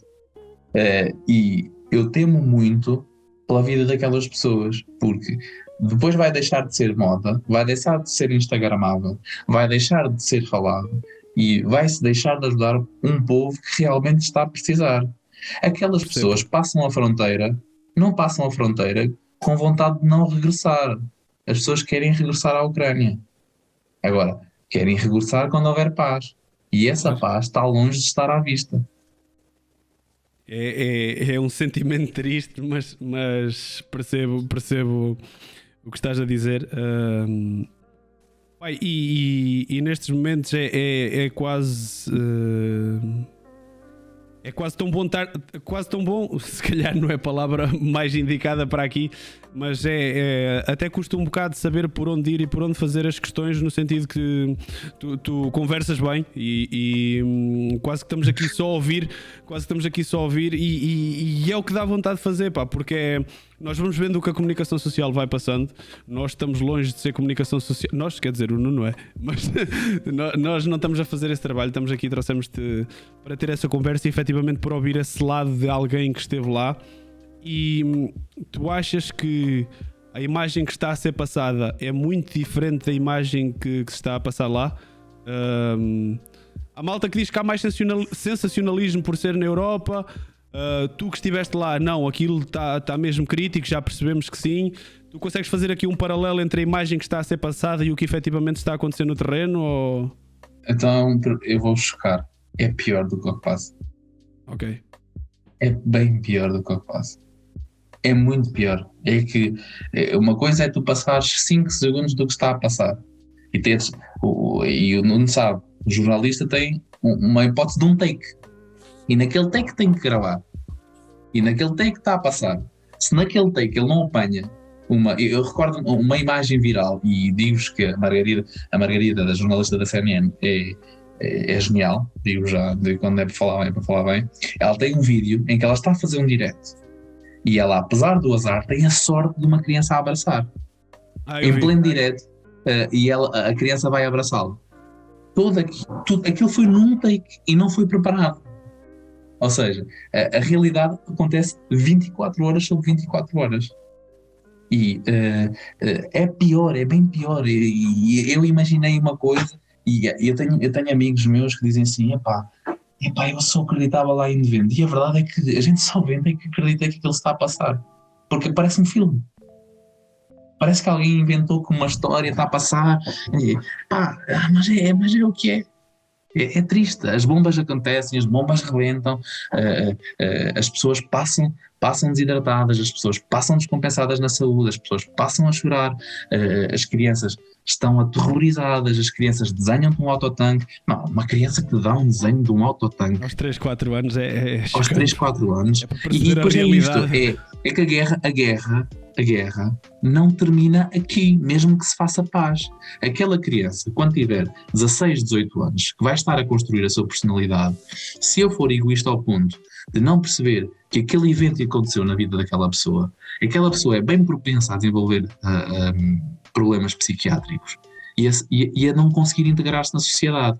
E é por isso que nós, quando começámos a trabalhar na faculdade, no projeto Feira Solidária com a Entre Mundos, nós nos importámos com aquilo que a Entre Mundos faz. Porque é muito giro. Agora, imaginem que uma Câmara Municipal toda me gira por questão mediática e para angariar votos e porque está na moda agora fazermos todo este voluntário, traz uma carrada de ucranianos, desculpem a expressão que não fica bem, porque estamos a falar de seres humanos, mas traz um autocarro cheio de pessoas vamos supor, para vagos. Mas depois deixa-os lá num sítio e não os integra na sociedade, não percebe que aquelas crianças não falam português, que as pessoas não conhecem a nossa cultura, não conhecem. Nós já andamos para lá. É só ridículo o que nós vamos fazer. E estamos a incutir um sofrimento adicional àquelas pessoas. Portanto, é preciso que nós estejamos atentos que as pessoas que se vão cruzando connosco na rua podem ser pessoas refugiadas de guerra, foram repatriadas e que precisam de se sentir em casa, mesmo que esta casa não seja a delas. E é mesmo importante que as pessoas não pensem só que ir em missão, e eu disse isto já há pouco e falámos disto, eu achava que ir em missão era ir para longe. A vida ensinou-me que a seu tempo tudo acontece. E ir em missão é fazer o trabalho cá também com as pessoas que chegam. E as pessoas estão a chegar e não são poucas. Portanto, é preciso que nós nos habituemos a lidar com uma cultura diferente, a respeitar, por exemplo, uma coisa: nós somos tendencialmente católicos e a população ucraniana é tendencialmente ortodoxa, percebem? Pequenos pontos. E nós temos que respeitar isso. E estes traumas que vão ficar nestas crianças, nestas mulheres, crianças que vão ficar inclusivamente órfãs, nós precisamos de investir naquilo que é a recuperação destas pessoas e dar-lhes uma integração social. É por isso que todo este percurso que eu fiz de vida, seja nomeadamente desde a enfermagem, desde a ação humanitária, desde do ingresso em medicina, até chegar aqui a esta missão, toda a minha preocupação foi naquilo que é o trabalho comunitário. Porque eu não posso ser egoísta ao ponto de fazer uma coisa para ficar bem visto e ficar bem na fotografia, quando depois a fotografia final é uma pessoa que não está integrada e não é aceita. Sim, isso é uma coisa que, agora puxando um pouco a brasa à minha sardinha, é uma preocupação que temos vindo a ter como comunicação social local, de perceber o que é que se vai fazer com estas pessoas, que quer dizer que deixam tudo e vão e tentar colocar-nos essa questão da empatia, tentar nos colocar nos pés dos outros, ver o mundo como os outros veem. Quer dizer, eles vão chegar aqui, não falam a língua, o clima é estranho, não têm trabalho, não têm casa, não têm... A vida fica em suspenso e elas precisam ganhar alguma autonomia. Vou-te dar um pequeno exemplo. Sabes uma coisa que tu ou o Bruno poderiam fazer? Então. Com certeza gostavam de vir em missão. Sim. Com certeza que é uma experiência única. Uma coisa muito simples é que tanto eu como tu ou como o Bruno sabemos falar português. É preciso dar explicações de português a esta gente. Nós estamos a voluntariar para dar explicações de português a esta gente. Tem-me sido dito que está a ser tratado. Se amanhã receberes o jornal, podes ler um bocadinho sobre para as pessoas que nos estão a ouvir, é possível fazer pequenas coisas. Pequenas coisas que parecem uma coisa extraordinária e que não são. O voluntariado pode acontecer em Portugal com estas famílias que chegam. Dando-lhes trabalho, acompanhando o trabalho, ajudando a integrar, a perceber a cultura, a respeitar o espaço deles, a ensinar-lhes sobretudo a falar português para que a integração seja capacidade. É uma frase muito importante para quem trabalha em contexto de missão: nós não temos que dar o peixe, temos que ensinar a pescar. E eles, para compreenderem como é que se pesca em Portugal, têm que dominar aquilo que é a maneira de comunicar em Portugal. Para poderem um pouco, no fundo, que era aquilo que eu falei, terem um pouco de autonomia, para poderem fazer uma coisa tão simples como sair à rua e sabem o que é que está a acontecer, ou podem comunicar com alguém se aleijaram, caem no chão, precisam de comunicar, precisam de ir à segurança social, precisam de ir ao supermercado, até comprar um chupa-chupa, precisam de comunicar, ter um bocadinho de autonomia. E no fundo, que era uma coisa que também vai sair no jornal amanhã, no fundo, para sentirem que o passo que deram foi certo, ou um pouco certo, que é dentro de toda a incerteza, nós darmos algumas ferramentas para que eles sintam que este passo foi certo e não foi um passo dado no incerto para uma incerteza ainda maior. E esta ideia que as pessoas, vocês para terem noção, eu não posso chegar com um autocarro à fronteira e simplesmente encher o autocarro de pessoas. Não sei se vocês têm esta percepção. As pessoas são triadas e as pessoas são checadas. Ninguém passa fronteiras com pessoas aleatórias. Claro, senão aquela situação que tu estavas a falar do tráfico que se começa a falar, ainda seria mais tramado. A boa vontade é genial, mas a capacidade de cooperação e desenvolvimento é vital, porque senão tudo o que nós fazemos é em vão. Sim, olha, Diz. Não, e via-se que havia pessoas que chegavam com boa vontade, tipo com uma carrinha de 7 lugares cheia de material e depois queriam trazer pessoas, mas depois demoravam dias e dias a conseguir trazer pessoas, porque é preciso burocracia, que também tem que existir, porque senão começa a haver tráfico humano, começa a haver desresponsabilidade, as pessoas chegam a Portugal, não têm trabalho, não têm casa, essas pequenas coisas. Sim, estava a dizer só aqui no chat, o que é os PT está a dizer, no fundo a missão humanitária não acaba quando os tiras de lá, nessa altura apenas acabou de começar. Tal e qual. E a Isabel também está aqui a dizer, a Câmara Municipal e as juntas têm apelado exatamente a isso, cada um aqui faça também a sua missão com os que chegam. É isso. Porque é todo um percurso muito grande e vai um bocado em contra o que o Eddie estava a dizer, que está longe de acabar, porque se tudo acabasse no dia de hoje, temos um país que está arrasado. As pessoas não podiam voltar amanhã, muitas delas não podiam voltar amanhã para a sua casa. Mesmo aquelas que decidissem continuar a vida nos sítios em que estão, há todo um processo de integração. Olha, eu vou dar um pequeno exemplo, e eu acho que agora vou pegar um exemplo da Isa, porque agora estão a lembrar que a Isa tem uma pequenita, e eu vi tantas crianças e pensei assim, porra, aquela criança está ali há X dias no centro de refugiados e a escola? Então, e a forma de e brincar? Isso não existe. Tu tens uma coisa que dentro da desgraça havia dentro do centro. Eu não expliquei isto. O Tesco era um centro comercial que faliu. Faliu na pandemia e abriram as lojinhas, e as lojinhas são camas, aquilo é tudo espalhado, tudo ao mundo. E fé em Deus, dentro do Monte e Fé em Deus há alguma organização que se vai tentando ver. Havia ali uma salinha que a página das Santas se criou para brincar com as crianças, para fazer tipo uma creche. Reparem o que é um centro de refugiados ter uma creche. E estes pequenos trabalhos que vão fazer, tentar compensar aquilo que aquela criança está a perder, são coisas que são impagáveis para a vida daquelas pessoas, e são uma forma de mitigar o sofrimento daquelas pessoas. E é tão importante lá como cá, percebes? Porque, e lá está isto, ir em missão, e eu volto a dizer o que disse, e a minha vida é exemplo disso. Ir em missão não é ir só para longe, lá para os pertinhos da África, peço desculpa a dizer esta expressão, ou ir para a guerra, não é só isso. As nossas comunidades, as nossas juntas de freguesias, a nossa Câmara Municipal, os nossos amigos, e se eu não estiver bem emocionalmente, eu não ajudo ninguém, eu só lá vou trabalhar. Em vez de ser solução, acabas por ser um bocado de problema. Ser um problema. A conversa está super interessante, mas eu tenho aqui o meu relógio aqui que está no canto, que já me puxou as orelhas. Se bem que ele não diz nada, que é para ser eu a ser queimado de estar a cortar aqui, mas já levei ali à chega, que estamos a esticar muito. Tenho muita pena, porque acho que isto tem tanto para falar, e não sei se não fará sentido, se calhar daqui a uns tempos, fazermos um rescaldo, ou eventualmente, se tu voltares a ir, voltarmos a ter uma conversinha para fazer uma atualização, algo que depois a gente pode conversar em off e que não tem que ser nada decidido aqui agora. Mas é emocionante, e é de ficar aqui de queixo caído a ouvir o teu relato, e muito obrigado por isso. Se calhar até fica aqui um bocado fora de contexto as perguntas que foram surgindo no chat, mas foram surgindo algumas questões para ti que não estão diretamente relacionadas com este assunto da tua missão, mas foram aparecendo aqui no chat e nós fomos guardando aqui.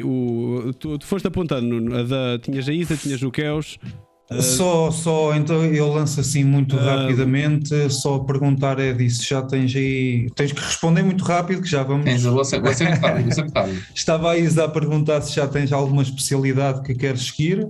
É MGF, Medicina Familiar. Ok.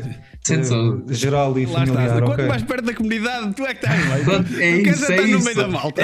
Depois desta conversa fica fácil de saber. E o Keos também tinha aqui uma que se diga que é uma especialidade. É geral. É geral. Não, é uma especialidade. E é para ter os fins de semana livre. Eu sei bem como é que é. Fins de semana.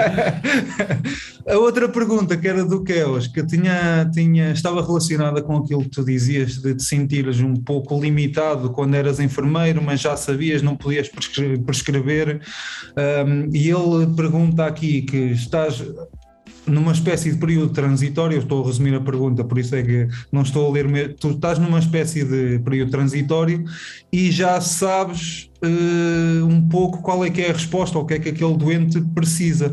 No entanto, legalmente ainda não podes prescrever, certo? Aquele sentimento de limitação ainda é agravado agora neste momento, ou mantém-se? Até é agravado que mandou o homem para Lisboa para tirar um curso aos 30 anos. Piora. À medida que tu vais aprendendo no curso, vais tendo cada vez mais consciência do que é preciso, mas não o podes. E agora não podes, tens que esperar mais 2, 3 anos? Mais 2 anos. É isso, pá. Pronto, daqui a 2 anos já estás liberto. Opa, foi uma conversa super interessante, meu. Se não é o mais longo, é o segundo podcast mais longo que nós temos. Eu acho que é o mais longo. E mesmo Acho assim, que é o mais longo. Mas ficávamos aqui. É isso que eu estou a dizer. E mesmo assim parece que o tempo passou a voar. A conversa foi absurdamente enriquecedora, que parece que tivemos aqui meia hora. Sim, olha, agradecer não só ao Eddie, ainda não estamos na parte dos agradecimentos, mas antes que o pessoal vá embora, que acabou, vamos passar a parte da Ucrânia, pode haver pessoal aqui a perder um pouco o interesse, mas agradecer a quem também esteve cá até agora. Mas continuem por aí. Continuem, que ainda não acabou. São só mais 5, 10 minutos. Eu ainda vou dar uma sugestão de livro, de filme. Opa, tu não estragas que eu digo-te as coisas antes, que é para isto parecer surpresa, e agora vou dizer que isto é tudo combinado, pá. Atenção, não fui eu que lhe disse. Ele sabe isto porque viu os programas todos do início ao fim. Você... É verdade. Ele fez o trabalho de Isto casa. é tipo o Daniel Oliveira, eu já sabia que a última pergunta é O que é que dizem os teus olhos? É isso. E agora estamos aqui num ambiente mais leve depois de uma conversa tão pesada. Mas sim, basicamente nós temos um joguinho aqui que fazemos sempre no fim. Agora também para descomprimir um bocado, em que te vamos pedir 3 recomendações e 3 desrecomendações, que nós até temos um genérico, mas eu agora sinceramente já nem sei qual é o botão. Espera aí. Não é este, é o outro. Que é este. Você... Qual o último, qual o pior? Ouviu-se melhor.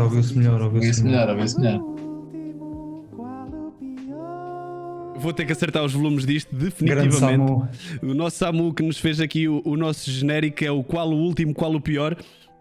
Que nós juntámos também a parte das recomendações e nós costumamos sempre pedir ao nosso convidado que, consoante a sua história de vida e consoante as suas vivências, normalmente tem sempre sugestões completamente dispares uns dos outros. Ainda não tivemos ninguém a repetir absolutamente nada, o que é espetacular, também porque temos tido pessoas muito diferentes e nós já corremos aqui desde o desporto aos influencers, a malta...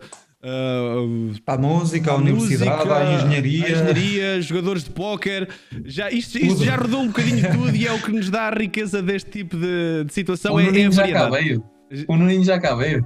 Já. Sim, Foi o segundo convidado. sim. Foi o segundo convidado. E Eu acho começamos que por... ele deve ter estado aí a espreitar, eu acho. E é um dos que nós temos aí agora mais pela parte das viagens, porque a primeira foi muito sobre a parte da competição e a parte do póquer. É um dos convidados que nós temos aí em carteira para trazer para falar de viagens e viajar mundo e de estes nómadas que hoje em dia começam a aparecer cada vez mais. Nómadas muito entre aspas.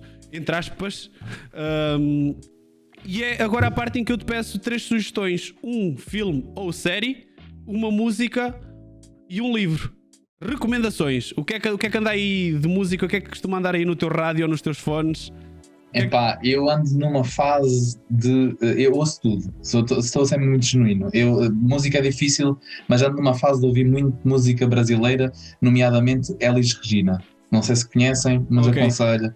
Vai perto da proposta do...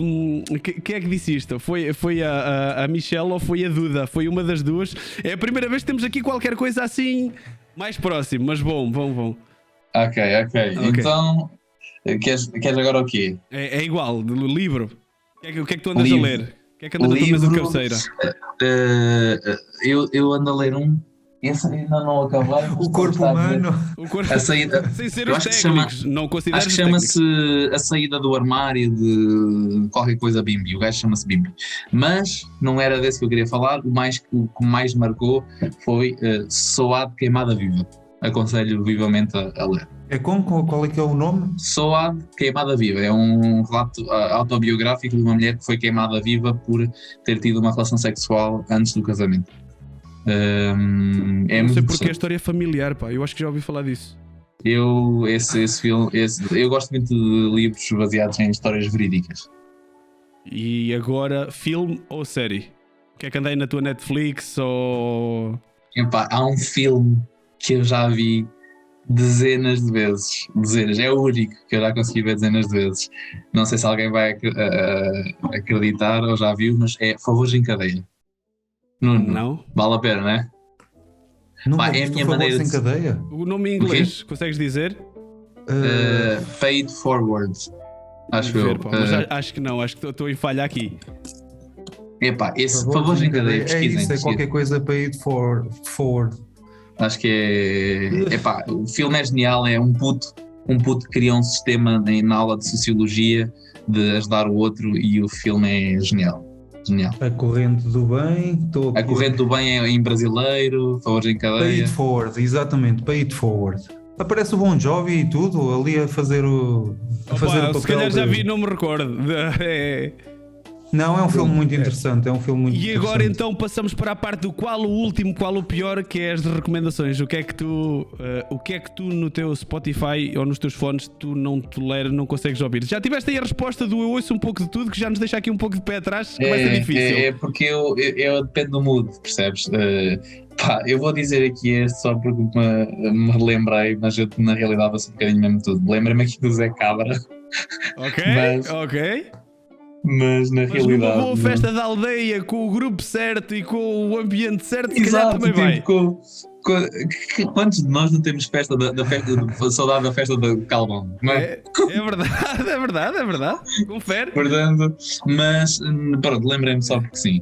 Livros, alguma coisa que tu não tenhas conseguido, que tenhas deixado a meio? Epá, não consigo ler Pedro Chagas Freitas. Ixi, Jesus, o gajo é demasiado para ler e pouca ação, na minha opinião. Ok, consigo encontrar. Não faz o meu género.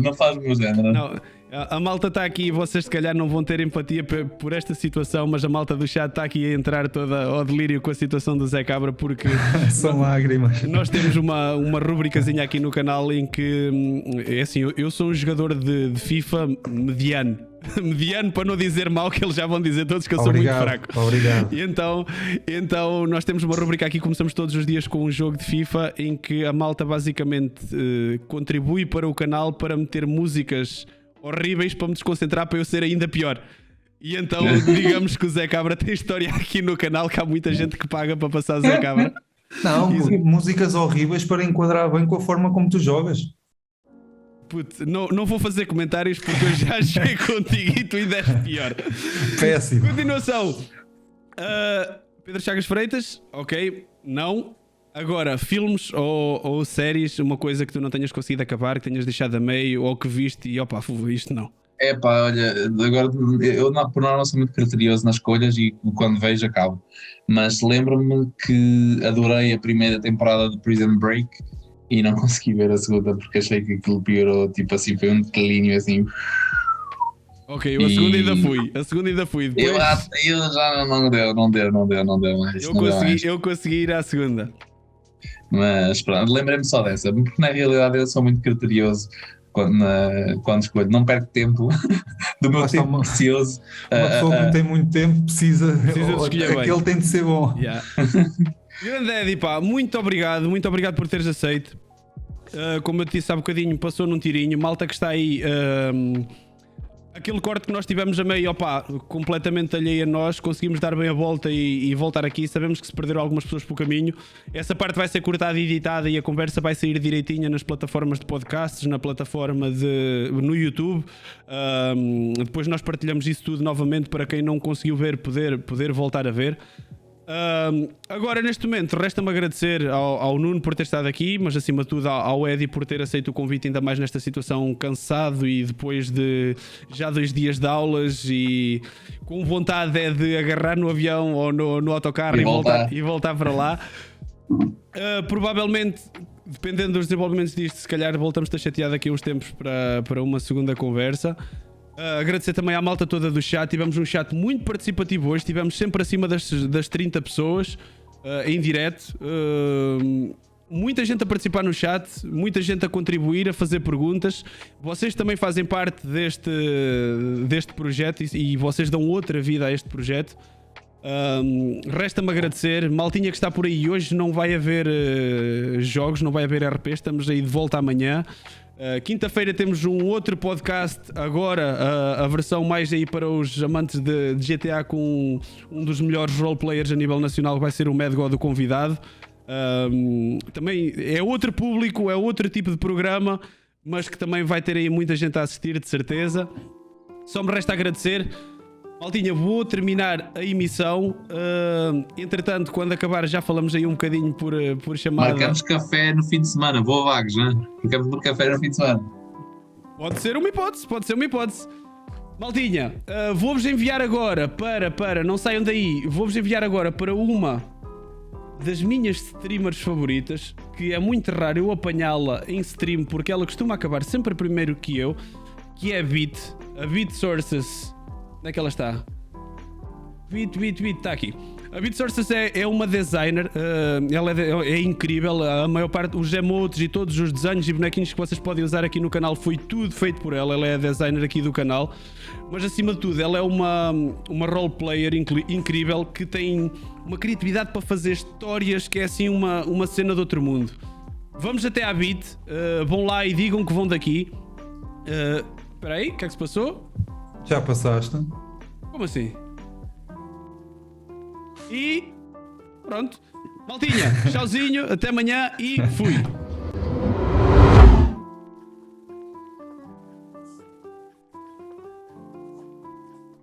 E agora? Agora já estamos fora do ar. Acabou.